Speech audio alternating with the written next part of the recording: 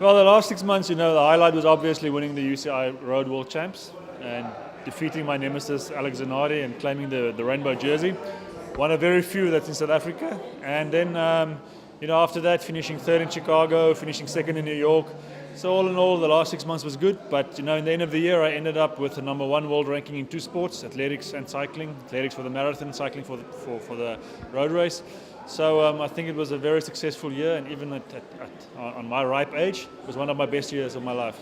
I think it's just understanding how my body works, understanding my training, what I need to do, when I need to do it, and being in a zone where I'm comfortable, where I'm relaxed, where stress levels are low, and I can focus on the job at hand. Well, Paul's quite hot in summer, so for us to be on the road and for him to be on the scooter next to me, pacing me, making sure that we do the workouts that we would need to do, and it takes a special person. And we don't have a lot of them around, so we need to treat them like diamonds. We're there. It's a good friendship that translates into a coach-athlete relationship. Well, sometimes he moans on the heels, but I guess that's part of suffering and so on. But it's actually very easy to work with him. He's very dedicated, and I think he's a good example to a lot of sports people. The commitment is there. After London, we were 2 minutes behind Zanardi. And in the time trial, we're now only 10 seconds basically behind him. Winning the World Championships obviously was very good for us. And I think come 2016, it's going to be interesting. A lot of interval training, and you need to do a lot of research. It's not like in the old days where you just got on the bike and ride. There's a lot of scientific approaches going into training these days.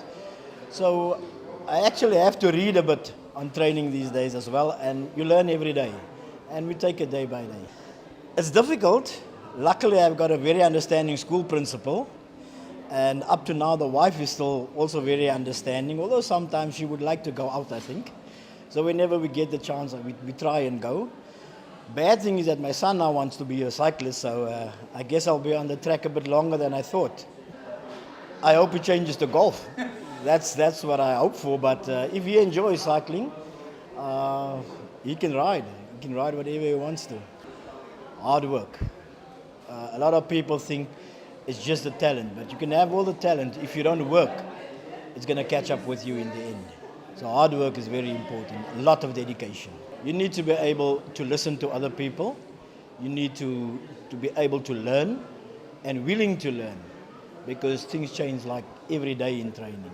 I think it takes a little bit more than talent. It takes a very good work ethic.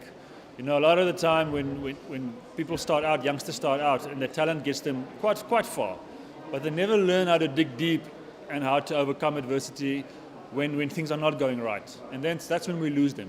So youngsters need to realize, nobody owes you anything. Life does not owe you a single thing. If you want to achieve, you'll have to make it happen on your own. It's going to come from your side.